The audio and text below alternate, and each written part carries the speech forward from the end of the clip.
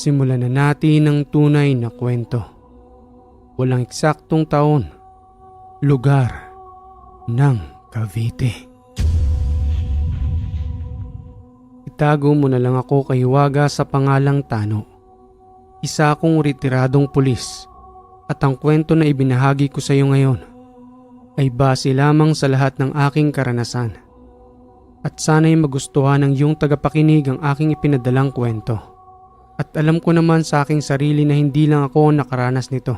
At isa lang ako sa nagpadala ng kwento sa iyo tungkol sa mga mahihiwagang karanasan.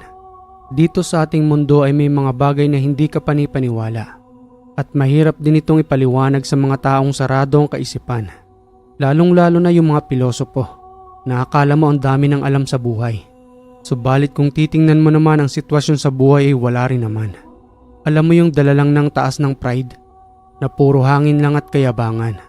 Tapos wala namang napatunayan sa buhay. At hindi ko pipilitin ang makakapakinig nito kung maniniwala ba sila o hindi. Basta ito'y naaayon sa aking sariling karanasan. Bata pa lamang ako noon ay idolo ko na talaga ang mga pulis. At gustong gusto ko talagang maging katulad nila na lagi kong ipinapangako sa aking sarili noon na balang araw ay magiging alagad din ako ng batas.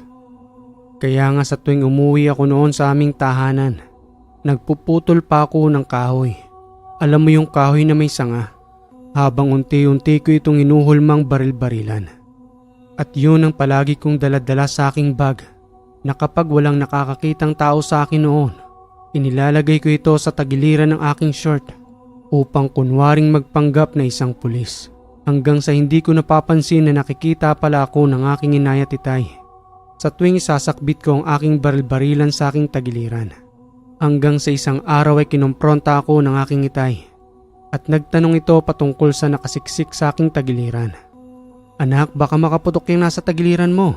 Pagbibirong wika ni itay sa akin sa mga oras na yun. Ano bang pangarap mo anak?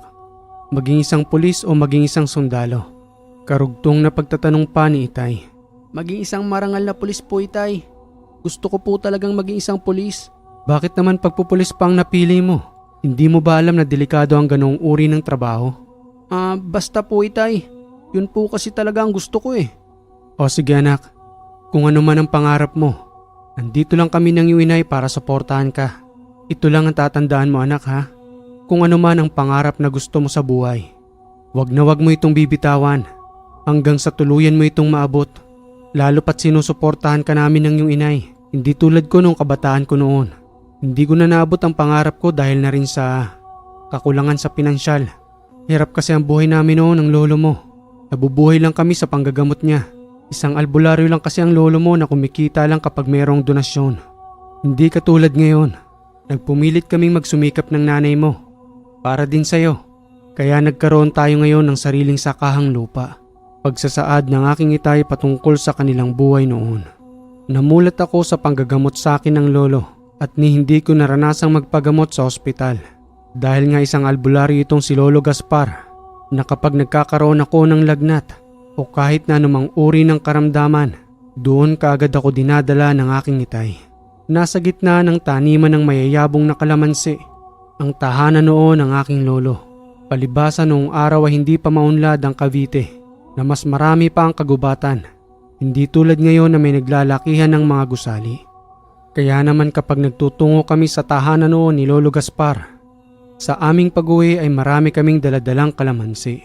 At ginagawa naman namin itong juice na nilalagyan lamang ng asukal. Natatandaan ko pa nga noon, habang ginagamot ako ni Lolo Gaspar, madalas kong ipagmalaki sa kanya ang daladala kong baril-barilan. Habang sinasangayunan naman ako ni Lolo Gaspar sa paulit-ulit kong pagpapakita sa kanya. Lolo, tingnan mo yung baril ko. Ang ganda no? Kahit na nga ba isang sanga lamang iyon ng kahoy, na bahagya ko lamang na hinulma at inalisan ng balat. Alam mo yung parang isang tirador na kiniskis mo lang yung balat para maging isang tirador na pwede mo nang lagyan ng lastiko. Ganun lang yung pinapakita ko sa kanya noon. Tuwang-tuwa na sa akin noon ang aking lolo. Pangarap mo pala apong maging pulis, sabi sa akin ng iyong itay. Paghahandaan natin ang pangarap mong iyan na po. At huwag kang mag-alala kapag naging pulis ka na. Meron akong ipagkakaloob sa iyo na siguradong mapakikinabangan mo. Itay naman, Maaari pa hong magbagong isip ng batang yan. Alam nyo naman ho mga kabataan habang lumalaki, nagbabago rin ang gusto sa buhay. Hindi po itay, pulis po talaga ang gusto ko. Balang araw po itay ako pong magtatanggol sa inyo at ipaglalaban ko po ang tama bilang pulis. Ayaw talagang paawat sa kagustuhan niya ang apo kong ito. Pabayaan na lamang natin siya. Matutuklasan na lamang natin kung ano nga ba talaga ang gusto niya sa tamang panahon. Paano po yan itay? Alis na po kami. Sige anak at mag-iingat na lamang kayo ng apo ko. Sa tuwing papalayo kami sa tahanan noon ni Lolo, may mga kakaiba akong nararamdaman na hindi naman napapansin ng aking itay. Kaya paulit-ulit akong lumilingon sa aking likuran, pati na rin sa paligid doon. Lalo na sa mga puno ng kalamansi na para bang may mga nagmamatsyag sa amin. Ano bang nililingon-lingon mo dyan, Tano? May mga nakikita ka bang hindi ko nakikita? Pagtatanong pa sa akin ni itay, nang mapansin niyang palingalinga ako sa paligid. Wala naman po itay, pero pakiramdam ko po para bang may sumusunod sa atin at parang may mga nakatingin din. Guni-guni mo lang yun, Tano. Bilisan mo na ang paglalakad at baka abutan pa tayo ng gabi rito. Nagmadali na lamang kaming naglakad ni itay pabalik sa aming tahanan. Subalit hindi ko pa rin maiwasang magpalingalinga sa paligid. Sa kadahilanang nararamdaman ko talaga sila na para bang napakalapit lamang nila sa akin. Pagbalik namin ni itay sa aming tahanan, kaagad naman akong kinamusta ni inay patungkol sa aking karamdaman. Kung may lagnat pa rin ba ako o wala na. Huwag ka nang mag-alala, Madel. Magaling na yung anak mo. Alam mo namang hiyang yan sa panggagamot ng kanyang lolo sa kanya. Isang tawas lang sa kanya ng lolo Gaspar niya. Kumakalas na kagad yung mga elementong nagpapasakit sa batang yan. Ano raw bang elemento ang nagparaya sa anak natin? Mga lamang lupa lang naman. Ayun at walang nagawa sa kanyang lolo. Ngayon maayos na ang anak mo. Mabuti naman kung ganon. Bakit ba kasi lapitin ang anak natin ng ganyan? Hindi ko rin alam, Madel. Hayaan mo at sa susunod na pagbalik ko kay Tay, itatanong ko na lamang sa kanya. Nagpatuloy na lamang sa araw na iyon sa mga gawain ng kanyang mga magulang. Habang si Tano naman ay naglalaro lamang noon sa loob ng kanilang tahanan. Kumuha ng pang-spray ng palay para sa peste ang itay ni Tano. At ito ay kanyang nililinisan at kinakargahan ng chemical para sa kinabukasang pagpunta niya sa kanilang palayan. Gayon din naman ang kanyang inay na laging abala sa paghahanda ng pagkain para sa kanilang gabihan.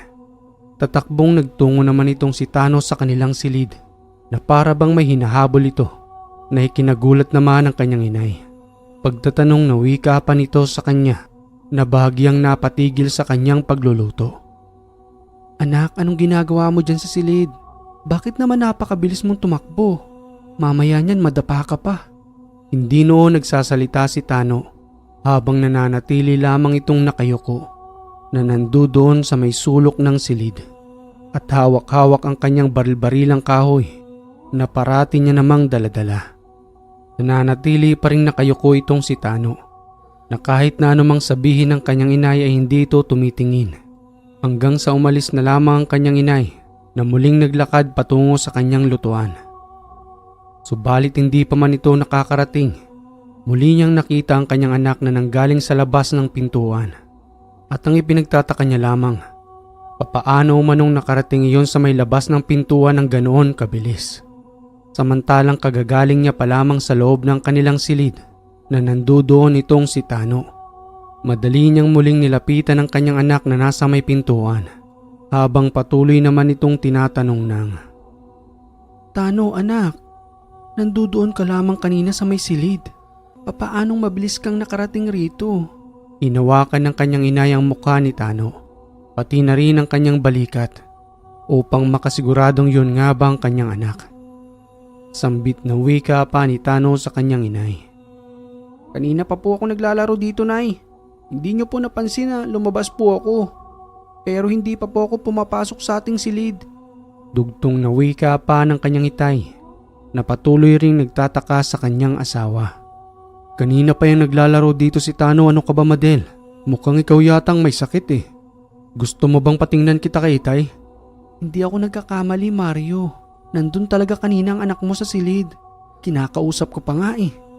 Ay nako, bumalik ka ron. Kapag may nakita ka rong Tano, sabihin mo sa akin at kakausapin ko rin. Takang-taka noon ang inay ni Tano sa kadahilan ng hindi siya nagkakamali na tunay na nakita niya si Tano sa kanilang silid. Dahan-dahan siyang naglakad at bumalik roon upang tingnan kung sino nga ba ang kanyang nakausap.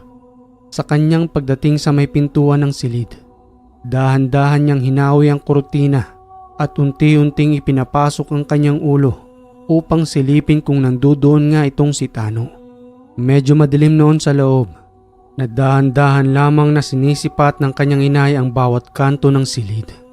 Subalit wala man lamang siyang nakita roon. Sa muli niyang pagbabalik sa kanyang anak, kinausap niyang muli ito patungkol sa kanyang nakita kanina. Anak, huwag mo namang tatakutin ang iyong inay. Baka naman atakihin ako sa puso niyan, anak. Ano Madel, may nakita ka ba roon? Masyado mong tinatakot ang sarili mo. Wala namang kinalaman ang anak mo roon. Kanina pa yung pabalik-balik na naglalaro dito. Sige na't ipagpatuloy mo ng pagluluto ng pagkain. Nakakagutom na rin eh. Ilang minuto lamang ang nakalipas. Ang kanyang tatay Mario naman ang nakaranas ng pagiging kakaiba ng kanilang anak. Paulit-ulit na tinatawag nito ang kanyang itay habang may tinuturo sa labas ng kanilang pintuan. Itay, sino po yung bata na yun na nasa labas ng pintuan natin? Pero hindi ko po makita ang kanyang muka.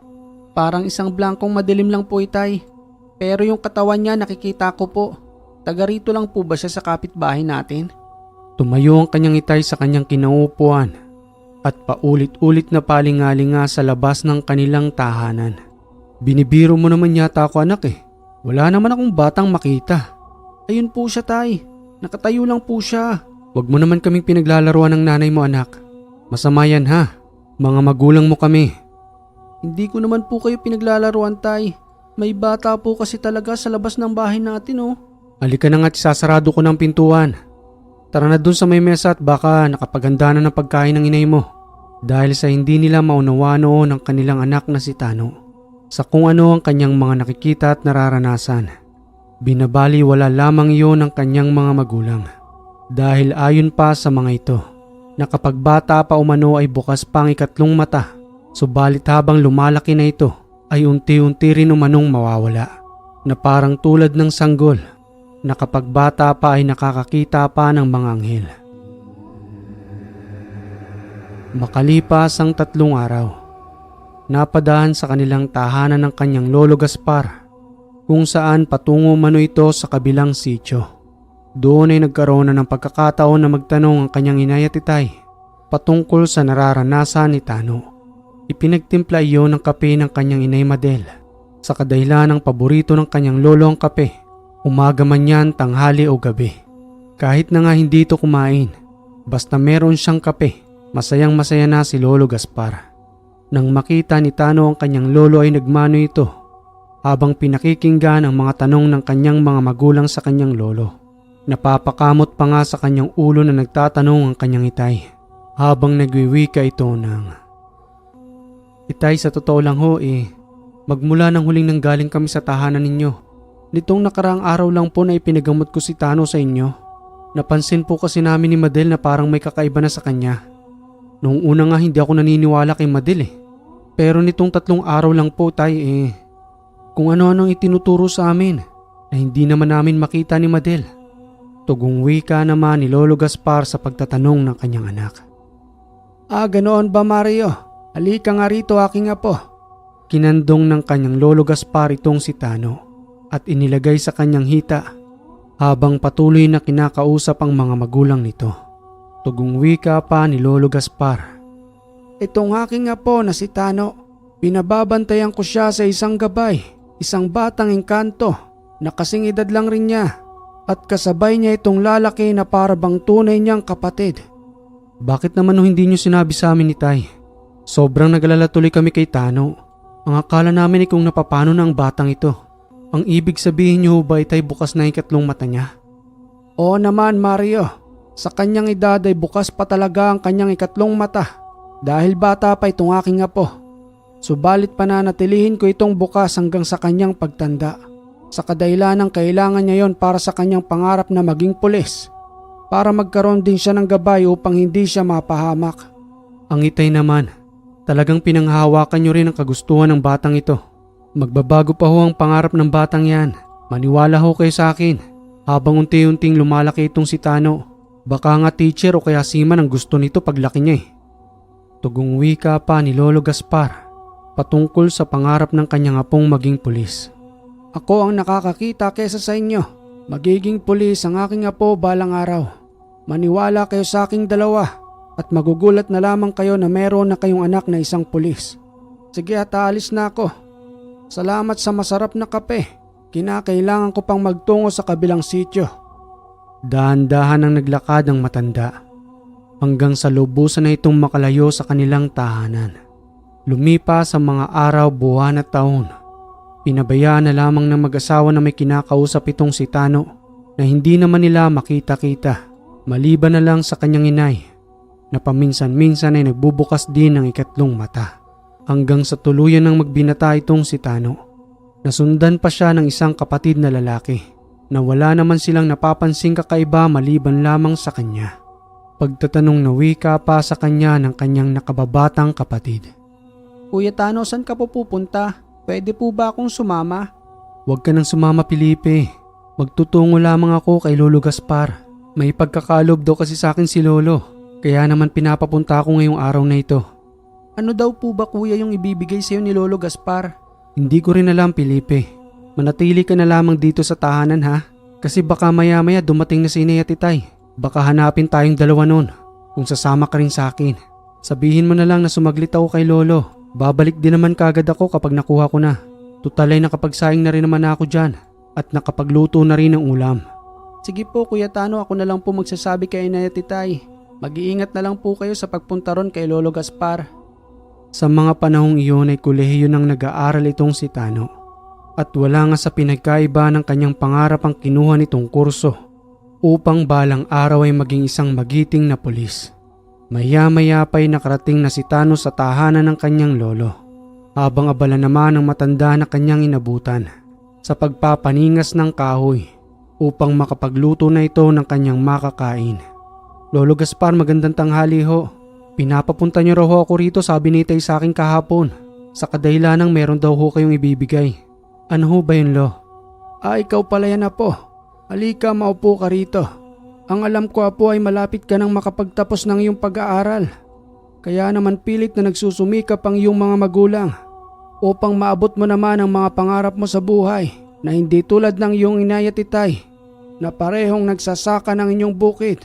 Dahil noong araw alam mo naman na sobrang hirap ng buhay namin na hindi ko kayang mapag-aral ang iyong itay. Huwag mong sasayangin ang kanilang pagsusumikap, Apo ha. Dahil ang lahat ng iyon ay para sa iyo na balang araw ay magkakaroon ka rin ng sarili mong pamilya. May kinuhang isang kwintas ang matanda sa kanyang leeg. Nakitang-kita naman ni Tano. Ang nakatali rito ay kulay itim, samantalang ang medalyon ay ginto. Tanggapin mo ang kwintas na ito, Apo. Purong ginto ang medalyong yan na noon ay ibinigay ko sa iyong lola at muli niyang ibinalik sa akin bago pa man lamang siya mamaalam. Pakaingatan mo ang medalyong iyan, Apo. Sa kadahilan ng ilang taon ko yang pinangalagaan. Napapansin mo ba ang mga nakaukit na letra sa medalyon? May mga susi para dyan upang mapagana mo ito. Sa kadahilan ng hindi lang yan basta-bastang kwintas. Mas malakas ang kapangyarihan ng ginto kapag binuhay mo ito sa mga salita kaysa sa mga medalyong metal na kinakalawang. Kumuha ka ng papel roon, iho. Kunin mo na rin ang aking ballpen at isusulat ko ang mga susi para sa mga letrang nakalathala sa medalyon upang kahit wala na ako rito, Apo, kayang-kaya mo pa rin mapagana ang medalyong iyan dahil sa mga salitang ipagkakalob ko sa iyo na isusulat ko sa papel. Madaling kinuha ni Tano ang papel na nanduroon sa maliit na mesa. Kasama na rin ang ballpen. At nang maiabot niya nga ito sa matanda, walang alinlangan itong sinulat ang mga susi upang lubusang mapagana ni Tano ang medalyong ginto. Ang susi ang nagbibigay ng buhay sa bawat salita at ang susi ay ang mga sekretong pamamaraan ng mga taong manggagamot noon upang hindi manakaw sa kanilang kaalaman at hindi ito magamit sa kasamaan. Matapos maisulat iyon ng matanda, tinuruan din itong si Tano kung paano ang tamang pagdidibosyon sa kadahilanang kailangan niya ring palakasin ang kanyang espiritual sa pamamagitan ng tunay na pagdarasal. At nang matapos may pagkalob sa kanyang mga yon, pinaluhod ng matanda itong si Tano sa lupa habang itinataas ang dalawang kamay na para bang may hinihiling ang matanda sa kaitaasan. Hanggang sa maya-maya ay parang may kinuha ito sa hangin at itinapik ang nakuhang iyon sa dibdib at likod ni Tano. Nanatiling tahimik si Tano sa mga oras na iyon upang tanggapin lamang ang mga kaparaanan na ginagawa sa kanya ng kanyang lolo. At nang matapos na ang mga pamamaraan na ginawa sa kanya ng matanda, napansin ni Lolo Gaspar na nandoon din ang gabay na engkanto ni Tano na kanina pa palang nanonood sa kanila habang isinasagawa ang ritual. "Ay Tano, nandito pala ang gabay mo." "Kanina pa ho yan dyan, Lo. Hindi nyo nga lang kagad napansin." "Apo, itong wag na wag mong kalilimutan na kahit na anumang mangyari ay wag mong gagamitin sa masama ang medalyong iyan. Pati na rin ang mga orasyon na ibinigay ko sa iyo sa kadahilan ng may kaakibat na balik yan sa atin. Hindi lang sa iyo mismo, pati na rin sa mga magiging anak mo balang araw. Kapag gumawa ka ng masama sa iyong kapwa, masama rin ang babalik sa iyo. At kung mabuti naman ang iyong ginawa, mabuti rin ang ibabalik sa iyo ng Panginoon." "Huwag po kayong mag-alala, Lo. Ipinapangako ko po sa inyo na sa kabutihan ko lamang ito gagamitin." Maya-maya pa'y nagpaalam na si Tano kasama ng kanyang gabay na bumalik sa kanilang tahanan. Lumipas pa ang ilang taon. Dumating na nga sa puntong makatapos ng pag-aaral itong si Tano hanggang sa maging tunay na pulis at maglingkod sa kanyang nasasakupan. At sa mga panahong nandoon na siya sa kanyang pangarap na mayapa na noon ang kanyang lolo sa katandaan na hindi na inabutan ng kanyang tungkulin. Subalit bago man lamang ito mamayapa noon, pilit na ipinagkakaloob kay Tano ang lahat ng kanyang kakayanan bilang isang manggagamot. Subalit ang lahat ng iyon ay tinanggihan niya sa kadahilan ng mas pinili niya ang kanyang pangarap upang makapaglingkod bilang isang pulis at hindi isang albularyo. Kaya naman ang naging tanga na gamit lamang nitong si Tano ay ang medalyong ginto na ipinagkaloob sa kanya ng kanyang lolo. Hanggang sa isang araw, habang naka-duty siya sa isang syudad na kung saan maraming taong nagsisipagdaanan, papaalis na sana siya doon upang lumipat ng ibang lugar kung saan ay doon naman magmasid. At sa hindi niya inaasahan na may isang lalaking tumambang sa kanya at kagad siyang pinaputukan ng paulit-ulit. Nung mga panahong iyon, mainit pa ang labanan ng dalawang panig patungkol sa usaping rebelde sa syudad at ang ipinaglalaban naman ng ating gobyerno na kung saan ang humaharap ay mga pulis at sundalo. Ang malaki nga lang na pinagkaiba, mahirap tukuyin ng mga rebelde dahil na rin sa normal nilang pananamit na katulad ng mga sibilyan na malayang naglalakad. Kaya naman hindi naasahan ni Tano na bigla na lamang siyang tadtarin ng bala ng rebelde. At ang inaakala niya sa mga oras na iyon ay katapusan niya na. Habang naririnig niya naman na may lumapit pang isang lalaki na kinakausap ang bumaril sa kanya. "Ano pare, tapos na ba yan? Matatapang lang mga yan dito. Akala mo naman kung sinong mga bihasa sa paghawak ng baril. Mga palakihin lang naman ang tiyan na wala namang ginawa kung di magpaikot-ikot lang rito. Gusto mo tadtarin ko pa ng bala ang katawan nito para makasigurado tayong patay na." "Pabayaan mo na, nakadapa na nga oh. Wala nang mintis yung pagbaril ko sa kanya. Wala ka bang tiwala sa akin?" "Di naman sa ganoon. Naniniguro lang din ako na patay na ito." Nanatiling nakadapa lang noon si Tano habang ang mga tao roon ay hindi magkaintindihan kung saan tatakbo dahil na rin sa nararamdamang takot. "Tara na, baka magsipagdatingan pa ang mga kasama niyan. Matsugi pa tayo rito." Pagyayayang wika ng isang rebelde. Normal lang na naglakad ang dalawang rebeldeng yon na para bang walang nararamdamang takot at sanay na sanay sa kanilang pagkitil ng buhay. Hanggang sa lubusan na nga itong makalayo habang pinakikiramdaman lamang ni Tano ang kanyang katawan kung saang parte ba yung may masakit na maraming beses na tinamaan ng bala. Maya-maya pa'y dahan-dahan siyang kumilos at sumandig sa isang pader upang tingnan ang kanyang katawan. Nagulat siya dahil wala man lamang ni isang dugo na lumalabas sa kanyang damit habang patuloy niya itong sinisipat at tinitingnan kung meron nga ba siyang sugat. Subalit wala man lamang siyang natamo na kanya namang ipinagtataka sa mga oras na iyon kung papaanong walang sugat ang kanyang katawan. Bulong na wika pa ni Tano sa kanyang sarili habang patuloy pa ring naghihintay ng responde. Ang akala ko ito ng katapusan ko. Salamat sa medalyon na ibinigay sa akin ni Lolo. Kung hindi dahil sa iyo, wala na ako ngayon. Makailang beses na hinagka ni Tano ang medalyon habang patuloy itong kinakausap. Maya-maya pa'y dumating na ang kanyang responde at itinuro kung saan nagtungo ang dalawang rebelde. Doon sila nagpunta. Pakihabol nyo na lang baka sakaling maabutan pa. Ayos ka lang ba, batchmate? Mabuti na lamang at hindi ka napuruhan. Isinakay si Tano sa kanilang mobil upang dalahin sa ospital, subalit tumanggi ito sa kadahilanang hindi naman daw siya umano nagtamo ng tama at ang kinakailangan niya lamang sa araw na iyon ay makapagpahinga. Kinabukasan ay usap-usapan si Tano sa kanilang opisina patungkol sa nangyari sa kanya at sa pagpapalit nito ng uniforme sa kadahilanang nagtamo na iyon ng butas. Hoy Tano, napakaswerte mo pa rin ah. Para kang pusa na may 10 buhay. Ano bang sikreto natin? Baka naman maaari mo kaming mabahagihan. Nako, kayo talaga. Magdasal lang kayo. Yun lang ang sikreto. Sambit na wika ni Tano sa kanyang mga kasamahan habang naririnig niya namang pinag-uusapan siyang merong anting-anting. Hindi ako naniniwala dyan kay Tano. Siguradong may anting-anting yan. Hindi niya lang pinapakita sa atin. At ang pagkakaalam ko dating albularyo ang lolo niyan. Kaya siguradong doon yun ang galing. Kung ano mang meron si Tano, edi mas mabuti na yun dahil nakaligtas siya. Ilang bala ba naman ang bumuta sa kanyang uniforme. Kaya siguradong hindi mawawala ng kargayan si Tano. Hindi basta-basta yung pangyayaring yun sa kanya. Dapat itong ay dinadala sa mas magugulong lugar para naman siguradong may makaharap silang matindi na kayang makipagsabayan sa mga rebelde. Oy, tara na. Kanina pa kayo nagkikwentuhan dyan. Kailangan na nating magtrabaho.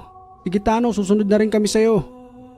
Pagyayayang wika ni Tano sa kanyang mga kasama upang muli na silang bumalik sa kanilang area kung saan sila naka-on duty. Nabalitaan naman ng kanyang inay at itay ang nangyari kay Tano at sa hindi inaasahang pagkakataon, nagtungo roon ang kanyang inay at itay kasama na rin ang kanyang nakababatang kapatid kung saan siya naka-duty. O inay, itay, ano hong ginagawa nyo rito? Hindi nyo ba alam na delikado sa lugar na ito? Bumalik na ho kayo sa atin sa tahanan. Isinama nyo pa si Felipe. Wala ba siyang pasok ngayon sa school? Alam mo naman anak na nag-aalala kami sa iyo. Hindi na nga kami makatulog ng itay mo nang mabalitaan namin na nabaril ka. Tamang inay mo anak. Kamusta naman? Mayroon ka bang tama sa iyong katawan? Huwag niyo ho akong alalahanin. Wala ho akong sugat. Di naman ho siguro ako makaka-duty rito kung may tama ako eh. Napakalaki ho ng pasasalamat ko sa medalyon na ibinigay sa akin ni Lolo. Ang gintong medalyon ho ang nagligtas sa akin. At wala na hong iba. At syempre pananalig ho sa itaas. Mabuti naman kung ganun anak. Sobra-sobra yung pag-aalala namin sa iyo ng iyong itay. Pagpasensyahan mo na ang pagpunta namin rito para naman maging kalmado rin kami at nasigurado naming nasa maayos kang kalagayan. Siya nga pala inay, ito ang sahod ko. Kumain ho muna kayo ni itay at ng aking kapatid bago po kayo umakyat ng bukid para naman kahit papano makapaglibang-libang kayo. Sige na ho at mag-iingat kayong lahat at wag na ho kayong magtagal sa lugar na ito dahil delikado ho. Umalis na ang mga magulang ni Tano nang makumpirma nilang nasa maayos naman itong kalagayan na nawala ang pag-aalala sa kanilang isipan. Hindi pa man sila lubusang nakakalayo. Meron silang narinig na putok ng baril kung nasa saan ang kinalalagyan ng mga kasama ni Tano. Sumenya si Tano sa kanyang mga magulang na magpatuloy lamang sa kanilang paglalakad at huwag pansinin ang putukang iyon upang mailayo na rin sa kapahamakan ng kanyang pamilya. Pagdating ni Tano kung nasa saan ang kanyang mga kasama, isa sa mga iyon ay nakabulagta, samantalang 3 rebelde naman doon ang walang buhay. Kawawa naman ang naiwang pamilya ng batchmate ko, lalo pat may bagong panganak pa lamang na sanggol ang kanyang asawa. Sambit na wika iyon ni Tano nang makitang nakabulagta ang kanyang batchmate. Tanggapin na natin Tano, na ganito talaga ang buhay natin. Walang kasiguraduhan kung hanggang kailan tayo rito, kung makakauwi pa ba tayo ng buhay o nakalagay na sa kabawang ang katawan natin. Isang araw ay nagkayayaan silang kumain sa labas ng mga nakasuot pa ring uniforme sa kadahilan ng kaarawan ng isa sa kanilang kasama. Kumain sila sa isang simpleng karinderya, subalit dinudumog iyon ng mga tao dahil na rin sa sarap ng pagkain na kanilang binabalik-balikan. Pare, salamat sa libreng pagkain ha. Sana araw-araw birthday mo para naman lagi kaming libre. Pagbibirong wika pa ni Tano sa kanilang kasamang may kaarawan. Sino bang susunod na magbe-birthday sa atin? Ang alam ko itong si Poldo eh. Alam mo na Poldo, pagkatapos ng birthday kong ito, birthday mo naman ang hihintay namin. Sige, walang problema sa akin. Total, nilibre mo naman ako ngayon sa kaarawan mo eh. Sagot ko rin kayo sa kaarawan ko. At hindi lang dito. Baka magtagay pa tayo kahit papano. Kakaltasin ko na lang sa sahod ko. At syempre kinakailangan ko magpaalam sa aking misis para hindi naman ako mapagalitan. Sabay-sabay naman silang nagsipagtawanan sa mga sinabing iyon ni Poldo. Nang pagdating ng pagkain, kaagad din nila iyong nilantakan. Subalit habang abala silang kumakain roon, hindi nila napansin ang tatlong kalalakihan na kanina pa palang nag-aabang sa kanila at nagmamatsyag. Sa dami ng taong kumakain sa karinderya, napansin ni Tano na yung tatlong kalalakihan lang na iyon ang kanina pang nakaupo sa may mesa na hindi bumibili ng pagkain. At para bang sinisilihan ang puwet ng mga ito sa kadahilan ng hindi iyon mapakali. Patuloy na pinagmasdan ni Tano ang tatlong iyon na humahanap lamang ng tiyempo sa kanila na may kanya-kanyang daladalang sako. Binulungan ni Tano ang iba pa niyang mga kasama roon upang makapag-ingat sa tatlong kalalakihan na iyon na kanilang pinagsosuspetsahan. Pare, mag-iingat tayong lahat sa tatlong yon. Sa tingin ko ay may masama silang binabalak. Kanina pa sila dyan na hindi naman kumukuha ng pagkain. Isa pa yung daladala nilang sako, kahina-hinala na para bang may nilalamang bakal. Sambit na wika pa ng may kaarawan. Ang akala ko ako lang nakakapansin eh. Pati pala ikaw, Tano. Ito yung mahirap sa atin eh. Mahirap namang magpahaka-haka lang at sunggaban kaagad natin sila. Baka naman magmukha tayong tanga. Kung wala naman pala silang kargada, di ba? Tama ka, Poldo. Kaya hanggang sa pagmamatsyag muna ang kailangan nating gawin. Patuloy lamang nilang pinagmatsyagan ng tatlong kalalakihan. Nanatili sila sa may mesa. Kahit na nga ba tapos na silang kumain, nandoon pa rin ang tatlong kalalakihang yon na patuloy pa rin silang tinitingnan. Subalit nang napagtanto nilang bakal talaga ang laman ng sakong daladala, dahan-dahan silang lumapit roon at kinorner na ang tatlong pinaghihinalaang rebelde. Una nilang hinawakan ang mga daladala nitong sako upang maiwasan na makabunot pa ang mga ito at hindi na madamay ang mga sibilyang kumakain doon.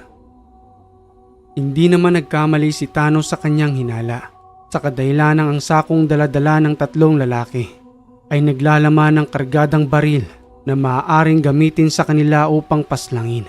Hindi talaga tayo tinitigilan ng mga ito ah. Bakit gustong-gusto nyo kaming paslangin? Wala naman kaming ginagawa sa inyo. Sambit na wika pa ng rebelde kay Poldo. Mga alagad kayo ng gobyerno, kaya kinakailangan sa inyo ipaslangin din. Dahil ang karamihan sa mga nag-uutos sa inyo ay ang magnanakaw ng kaba ng bayan. Ipinaglalaban lang din namin ang aming paniniwala.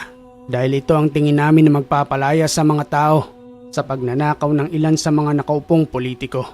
Aminado kaming hindi naman lahat, subalit karamihan dito ay magnanakaw ng buwis ng kapwa Pilipino. Tugong wika ni Tano sa rebelde sa mga sinabi nito. Pero may tamang paraan para ayusin ang problema. May husgado tayo na maaaring makinig sa inyo sa kung ano man ang kahilingan ninyo at pakiusap. Subalit hindi lahat ng inyong hinihiling ay kailangang sundin sa kadahilanang ang lahat ay kinakailangan pang balansehin at mahabang proseso ang pagdadaanan.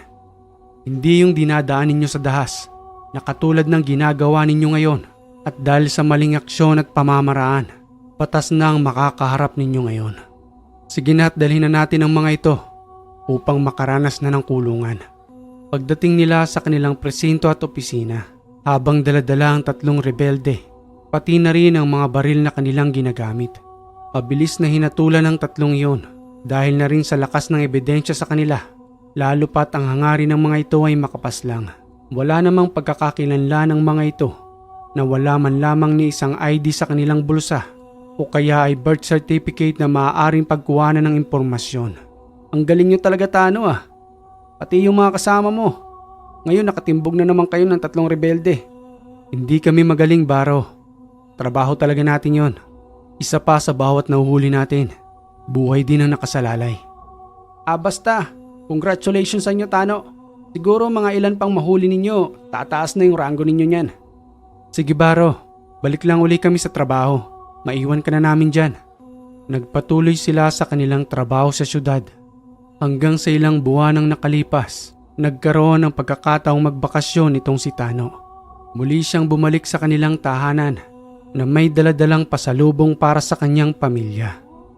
Subalit sa kanyang pagdating ay wala man lamang katao-tao sa kanilang tahanan. Nakakandado ang kanilang pintuan. Kaya naman mas pinili niya na lamang na umupo sa gilid nito habang inihintay ang kanyang mga magulang at nag-iisang kapatid. Maya-maya pa'y dumating na ang kanyang inay at itay habang sinasalubong itong nakangiti. "Oy anak, nandito ka na pala. Kamusta naman ang anak kong pulis? Pasensya ka na't ngayon lang kami nakauwi ng inay mo. Nanggaling pa kasi kami sa sakahan, kaya ikinandado namin itong bahay. At ang kapatid mo naman na si Felipe nasa school pa na hindi pa rin nakakauwi." "Ayos lang po itay. Pupunta na nga po sana ako sa inyong sakahan. Kaso may dala po ako eh. Hindi ko maaaring iwan dito sa labas ng pintuan." "O halika na anak, pumasok ka na sa bahay." Sambit na wika iyon ng kanyang inay. "Mukhang napakarami mo naman yatang pinamili, Tano. Sobra-sobra na yan para dito sa tahanan. Magtipid ka rin at mag-ipon para sa sarili mo. Kasi balang araw anak, magkakaroon ka rin ng sarili mong pamilya. At ngayon pa lang kailangan paghandaan mo na yon." "Ikaw naman inay, kayo ang priority ko ni itay. Pati na rin si Felipe. Gusto ko'y makapagtapos din muna siya bago ako magkaroon ng sarili kong pamilya. Para naman dalawa kaming magtutulungan para sa inyo. Lalo pat unti-unti na rin kayong tumatanda at walang ibang mag-aalaga sa inyong dalawa kundi kami." Madaling nagtimpla ng kape ang kanyang inay para kay Tano habang patuloy itong nagpapahinga sa kahoy na upuan na kinakausap naman ang kanyang ama patungkol sa mga nangyari at sa bawat destinasyon na kanyang napupuntahan ukol sa kanyang trabaho. "Anak, bilang magulang mo, alam mo bang kami ang kinakabahan para sa iyo ng inay mo? Oo, naging proud kami dahil naging pulis ang anak namin. Pero yung kaba naman anak araw-araw. Lalo pa sa gabi kapag natutulog kami ng nanay mo. Dasal na lang kami ng dasal para sa iyo. Lalong-lalo na nung nabalitaan naming nabaril ka." Tugong wika naman ni Tano sa mga sinabi sa kanya ng kanyang itay.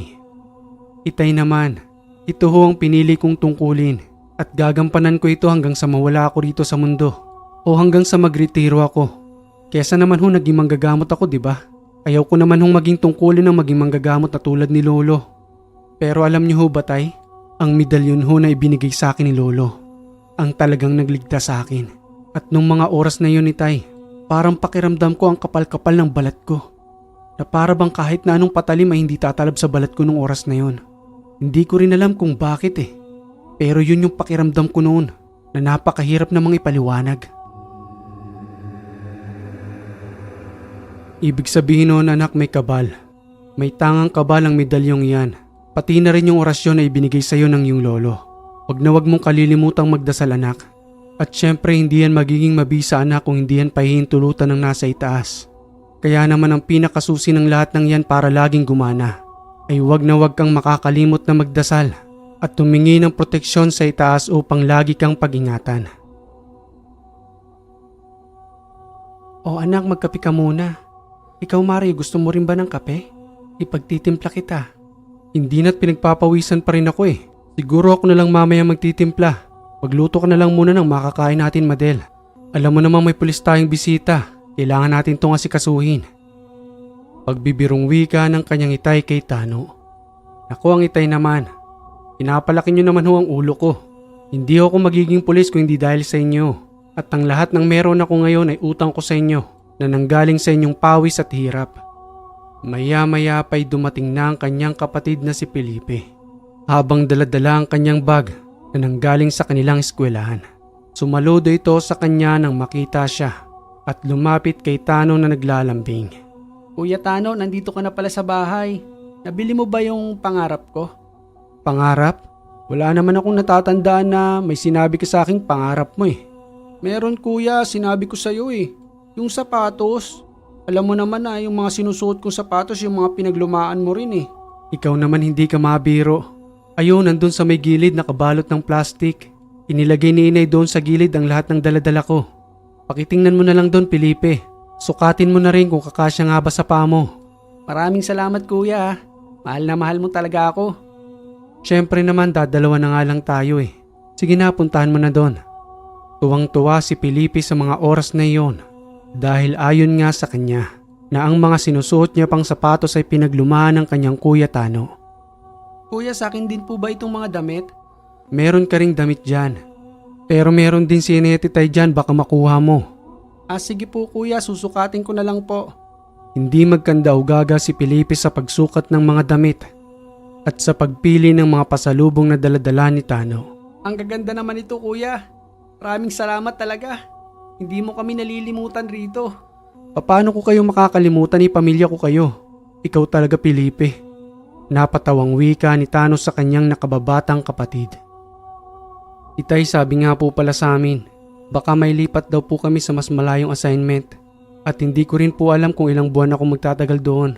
Kaya sa tingin ko matatagalan ako bago makabalik rito.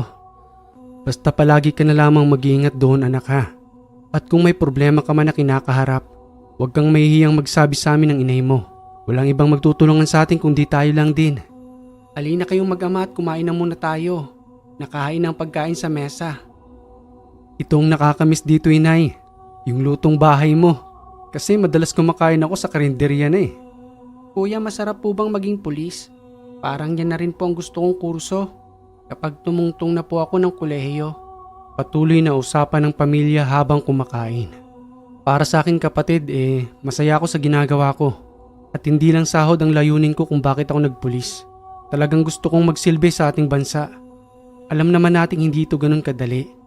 Pero kung yun ang purpose mo sa buhay, ang makatulong, bagay sa iyo ang maging pulis. Subalit kung ang habol mo ay kumita ng malaki kapatid, ang tamang kurso para sa iyo, engineering o kaya doktor. Sa ngayon po kuya, hindi ko pa po alam eh. Basta nakikita ko lang po sa iyo parang ang sarap pong humawak ng barel. Hindi laruan ng barel, Felipe. Kasi nung bata pa lamang ako, alam ko na sa sarili ko na gusto ko talagang maging pulis. At sa mga oras na yun ay siguradong sigurado na ako. Ganoon po ba kuya? Bahala na po kung saan po ako mapunta. Ipinagpatuloy na lamang ng pamilya ang kanilang pagkain.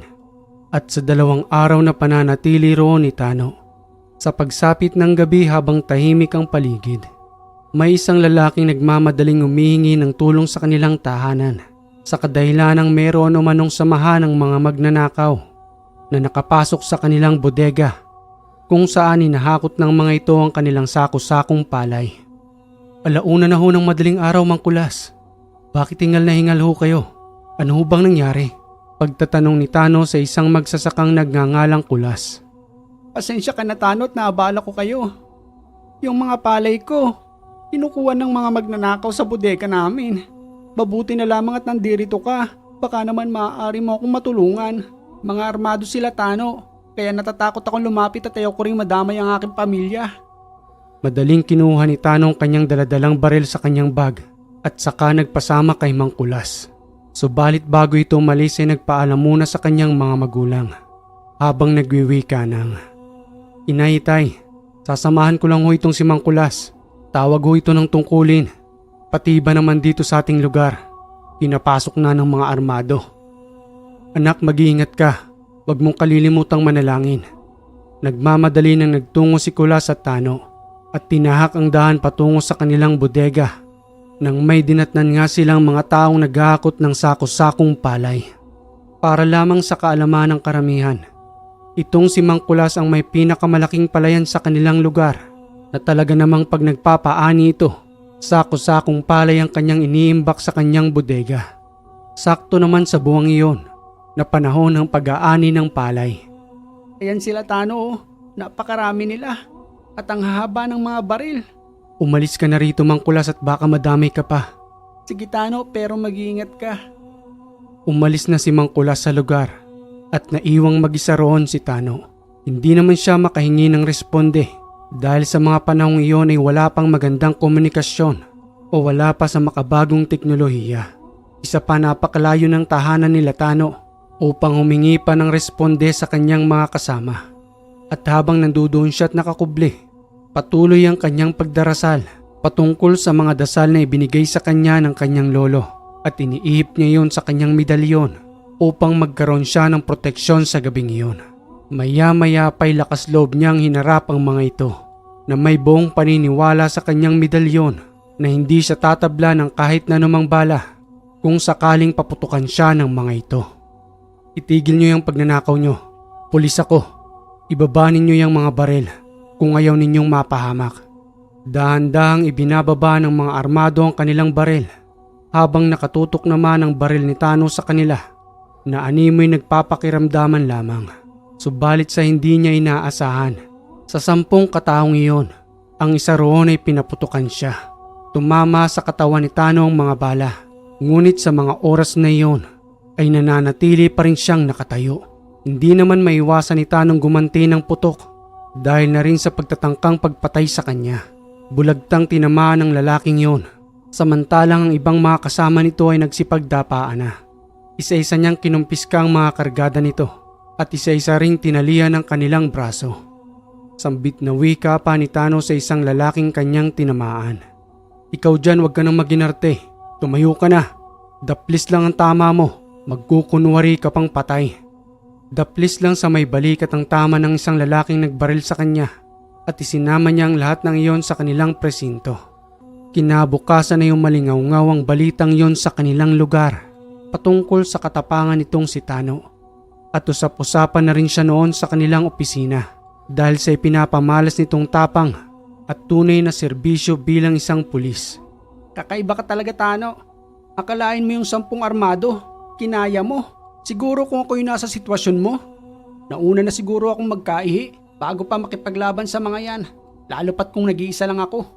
Sambit ng wika yon ng kanyang kasamahan na nandoon sa opisina.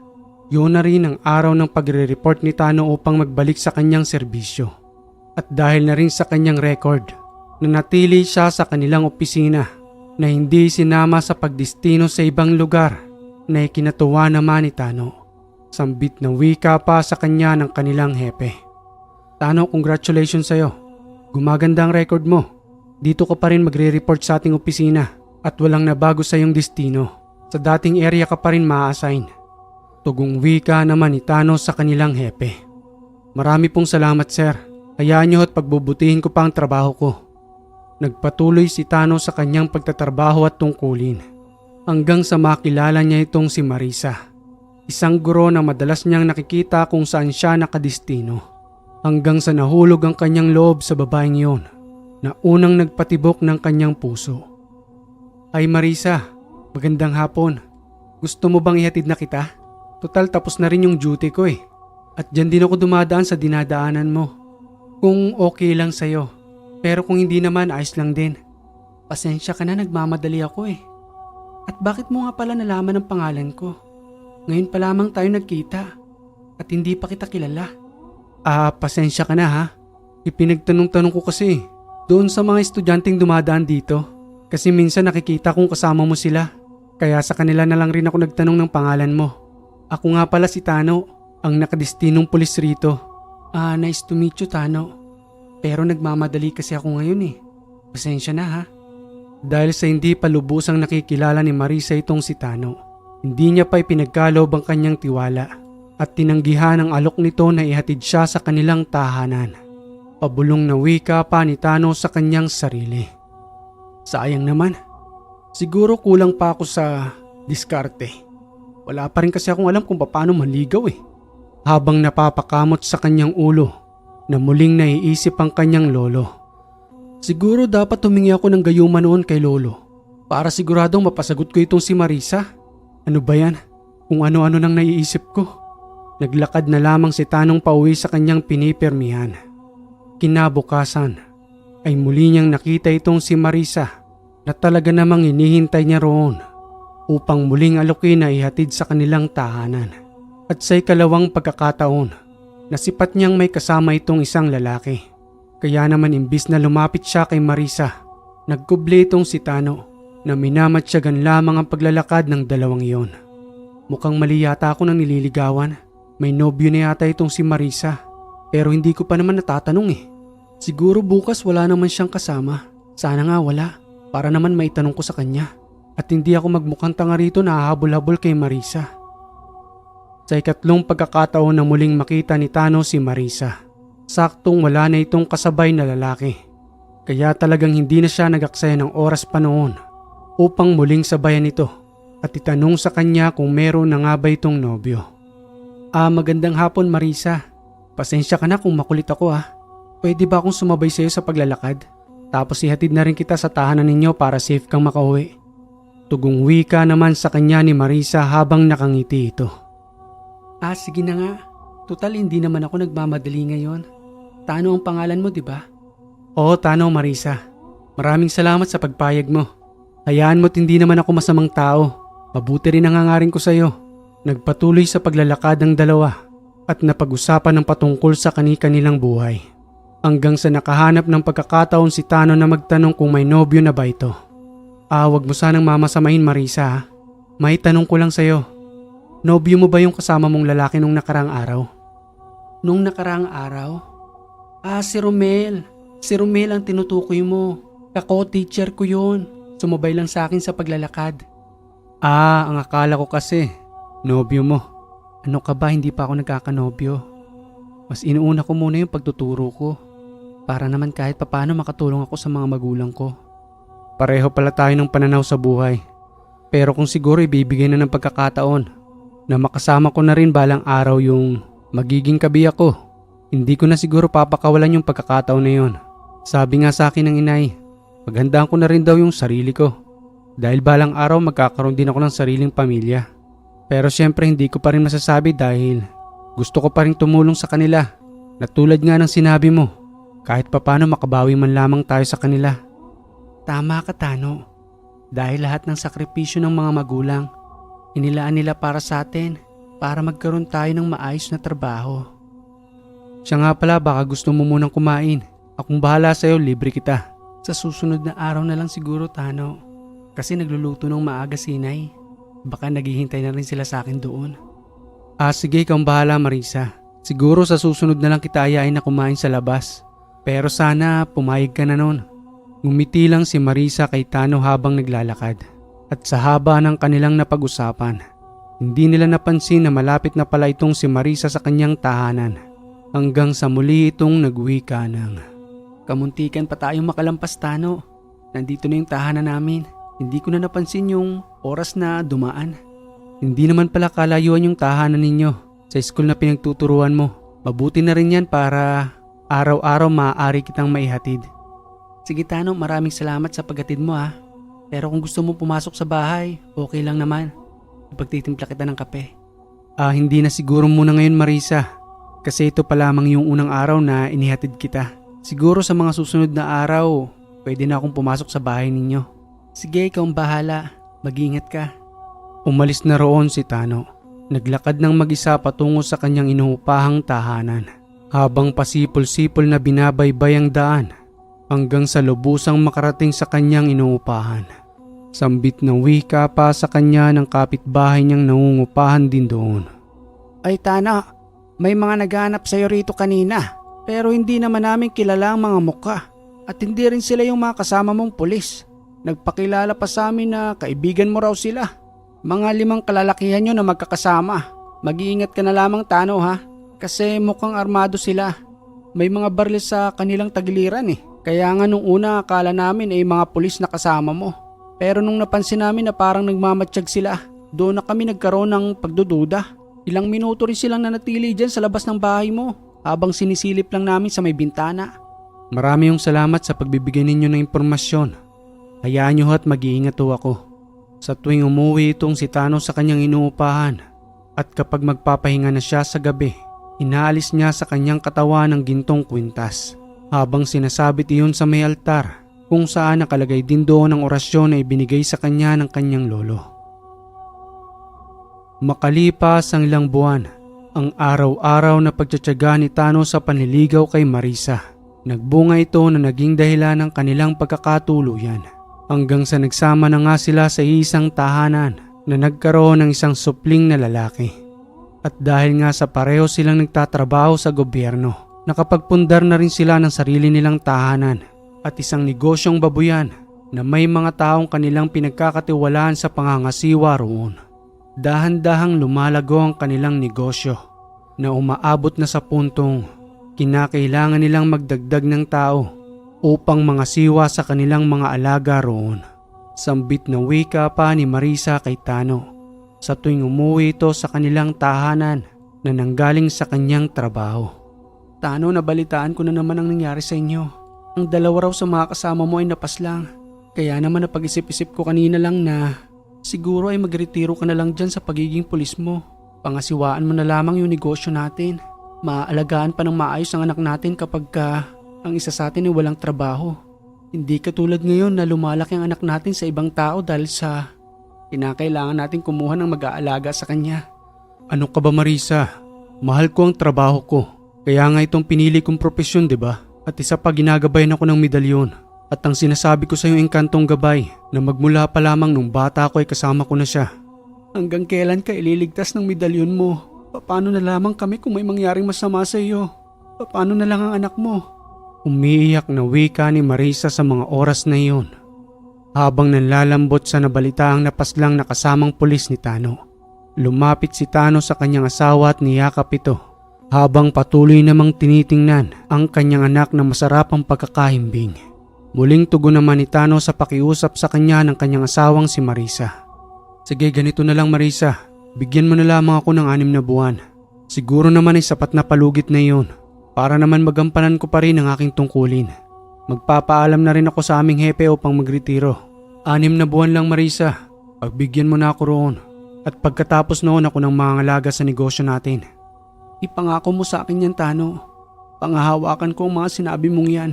Tinupad naman ni Tano ang kanyang mga sinabi sa kanyang asawa. At kagad itong nagpaalam sa kanilang hepe upang bigyan na lamang siya ng 6 na buwang palugit. Sambit ng wika pa sa kanya ng kanilang hepe habang kinakausap itong si Tano. Sigurado ka na ba dyan, Tano? Sayang naman yung ganda ng performance mo. Isa pa ay dedicated ka sa trabahong sinumpaan mo, di ba? Tama ho kayo, hepe. Pero sobra na hong nag-aalala sa akin si Marisa. Lalo pat parami na ho ng parami yung nakakabangga ko. At hindi lang mga simpleng tao. Ang iba roon ay kilala at may mga pangalan pa. Maliban pa sa mga rebeldeng nahuli at napaslang ko. At isa pa hong gumugulo sa isipan ko. Ayaw ko balang araw na lumaki yung anak ko nang walang itay. Sige, kung yan ang pagpapasya mo, Tano. Aaprubahan ko na lamang ang pagre-retiro mo. Kahit na nga ba nanghihinayang ako sa galing mo. Tugong wika iyon ang hepe ni Tano sa kanyang pagre-retiro. At sa 6 na buwang palugit, patuloy pa rin ang kanyang pagtatrabaho habang ninanamnam niya na lamang mga araw. Pati na rin ang kanyang uniforme na ilang taon niya ring pinangalagaan dahil na rin sa kagustuhang makatulong bilang isang pulis.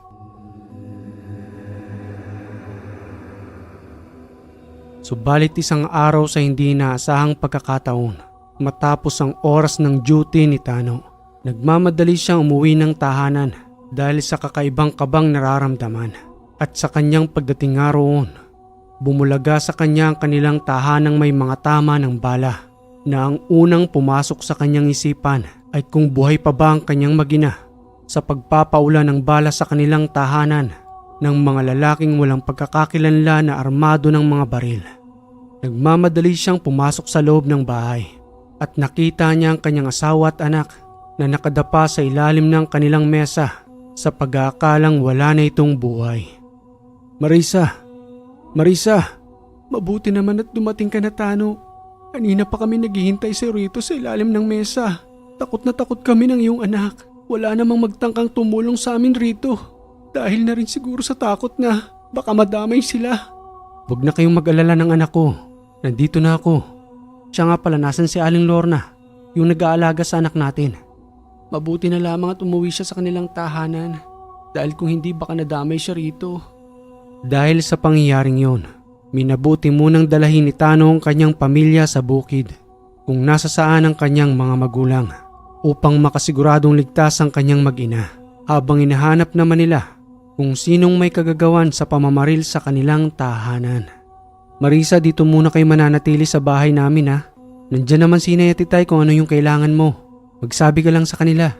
Hayaan mo pagkatapos ng 6 na buwan, mananatili na ako sa inyo ng aking anak. Sa pagbabalik ni Tano sa kanilang hepe, humingi siya ng tulong roon patungkol sa nangyaring pamamaril sa kanilang tahanan na patuloy namang pinag-aaralan at iniimbestigahan kung sino nga bang may kagagawa noon. Tulad na nga ng mga sinabi mo, Tano, malamang nang may pakana ng lahat ng yan. Walang iba kundi yung mga nakabangga mo na may mga malalaking pangalan. Huwag kang magalala dahil hindi ka namin pababayaan. Kahit na nga ba matapos na yung 6 na buwan mong palugit. Dito sa pagre-retiro mo, ano pat naging isang magaling na pulis ka na malaki ang naitulong dito sa aming lugar. Isa pa, hindi ka bayarang pulis na mayroong totoong dignidad sa buhay. Kaya huwag kang mag-alala dahil nandito ang suporta ko sa iyo.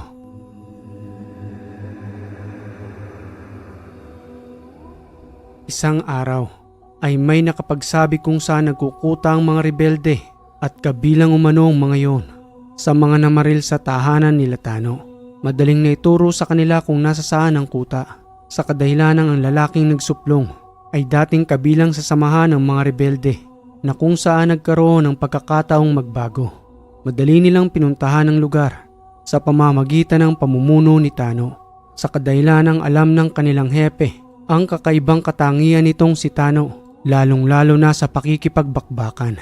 Subalit sa kanilang pagdating doon, pinaulanan lamang sila ng bala ng mga rebelde na hindi naman nagpatinag itong si Tano at nakipagsabayan sa mga ito hanggang sa lubusan nilang mahuli ang lahat ng rebeldeng nandoon.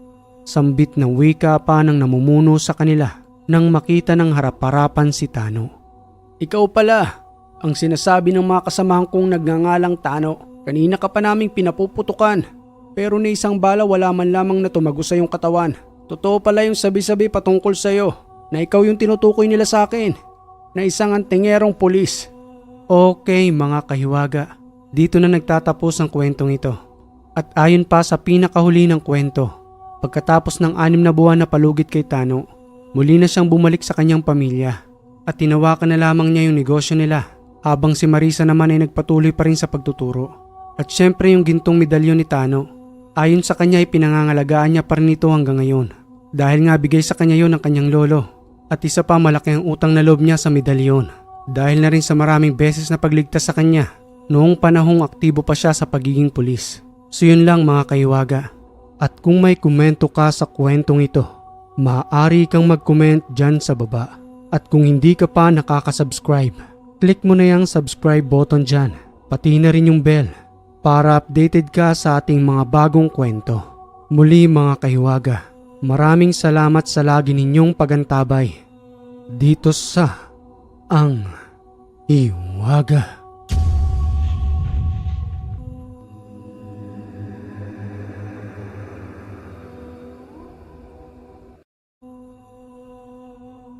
Simulan na natin ang tunay na kwento.